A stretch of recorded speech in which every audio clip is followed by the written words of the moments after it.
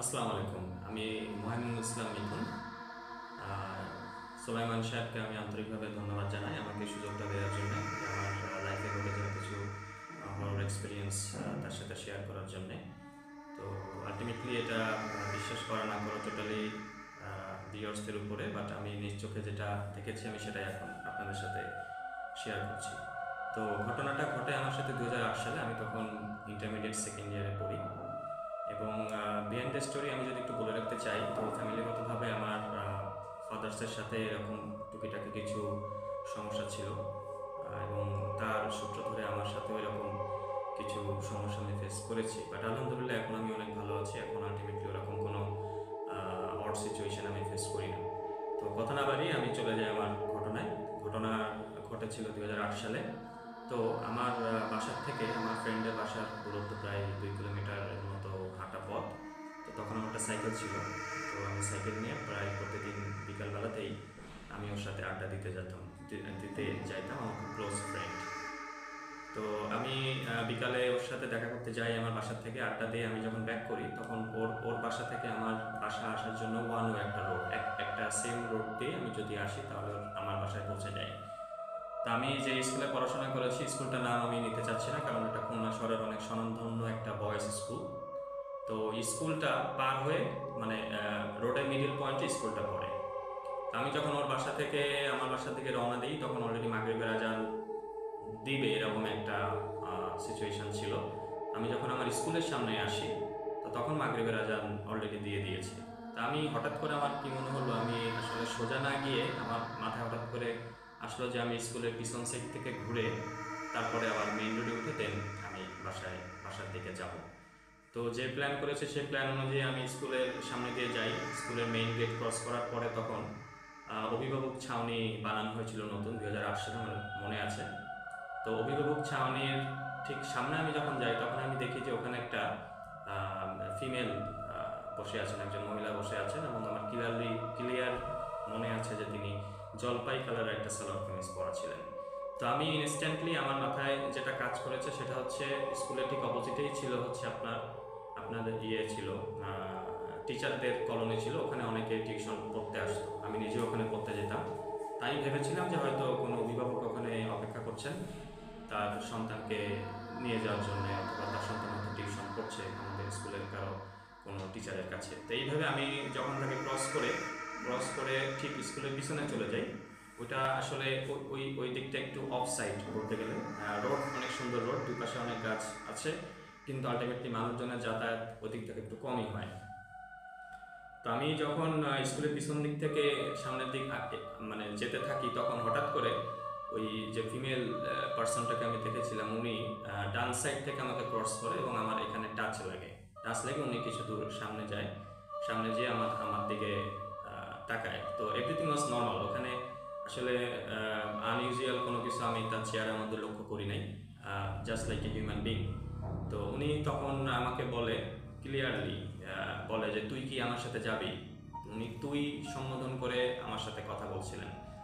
তো আমি ইনস্ট্যান্ট তখন ওখানে দাঁড়িয়ে থাকি, এবং আমার থেকে উনি প্রায় হয়তো 1 থেকে 1.5 ফিট দূরত্বে দাঁড়িয়েছিলেন। এবং উনি যখন তুই কি আমার সাথে যাবি কথা বলে কিছুক্ষণ 10 থেকে 15 সেকেন্ডের একটা পজ ছিল। তো এরপরে এগেইন উনি আমাকে সেম কোশ্চেনটা করে যে তুই কি আমার সাথে যাবি। তো তখন আমি আসলে একটু ঘাবড়ে যাই। আর যেটা হয় আমার কানে তখন হেডফোন ছিল, আমি তখন সনি এরিকসনের একটা ফোন ইউজ করতাম। আমি কিন্তু তখন আমার ফোনে এফএম রেডিও সম্ভবত চালু ছিল। তো আমি হেডফোনটা খুলে তার থেকে কিছুক্ষণ তাকাই।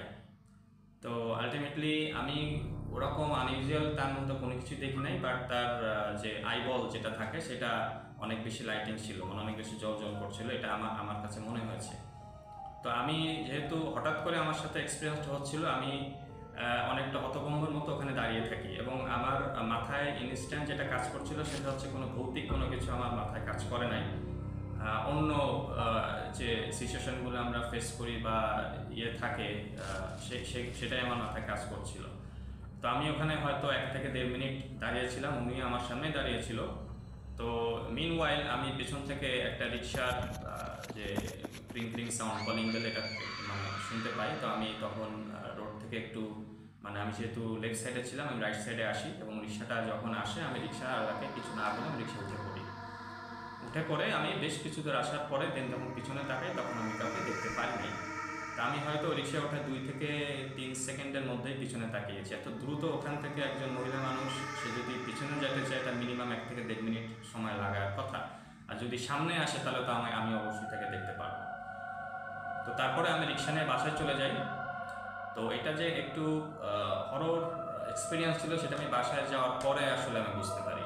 যেটা হয়, আমার তখন আমার ভাগ্নে, ওর বয়স মেবি তখন ছিল 1 থেকে 1.5 বছরের মতো। তো আমার খুবই ফ্যান, বাসায় গেলে আমার কোলে ওঠার জন্য অনেক ব্যস্ত হয়ে যায়, আমার কোলে উঠে বিভিন্ন জায়গায় ঘুরে।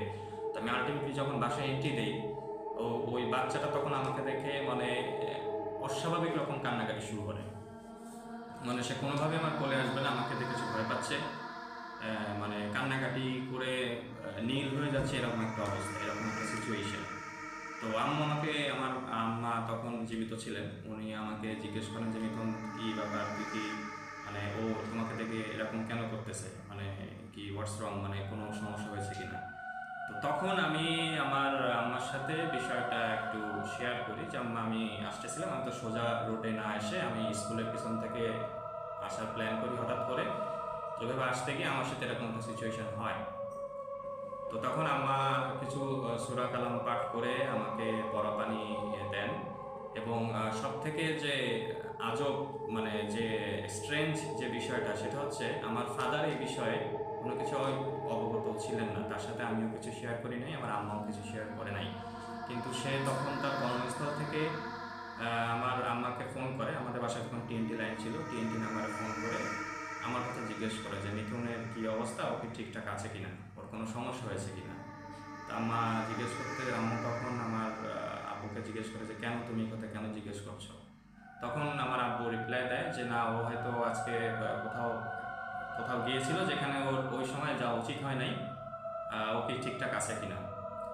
তখন এই জিনিসটা যখন আম্মা আমার সাথে শেয়ার করে দেন আমি খুবই অবাক হই, কারণ এটা কোনোভাবেই আমার ফাদারের জানার কথা না। এবং আলটিমেটলি আমি আমার ফাদারকে জিজ্ঞাসা করেছি যে তুমি এটা কি করে বুঝলা বা কি, কিন্তু সে আমার সাথে কিছু বলে নাই যে সে কিভাবে এই জিনিসটা জানতে পারছে যে আমি একটা জিনিস এক্সপিরিয়েন্স করছি, সেটা সে কিভাবে প্রায় 5 থেকে 6 কিলোমিটার বা তার থেকে বেশি তার কর্মস্থল ছিল আমাদের বাসা থেকে, সে কীভাবে জানলো।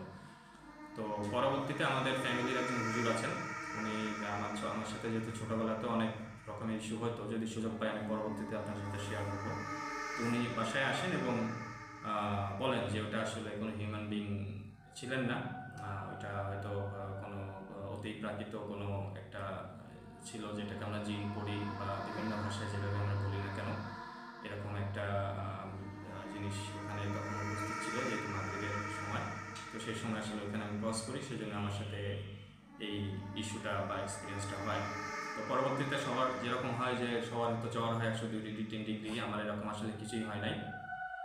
বাট মেন্টালি আমি একটু আপসেট ছিলাম কিছুদিন, বাট ফাইনালি আমি জিনিসটা ওভারকাম করি।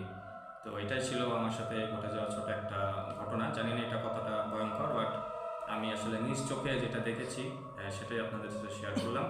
আশা করি আপনাদের ভালো লেগেছে। পরবর্তীতে যদি কোনো সময় সুযোগ আসে আমি আমার লাইফে ঘটে যাওয়া আরও 2-3টা ঘটনা আছে, ওগুলো শেয়ার করব।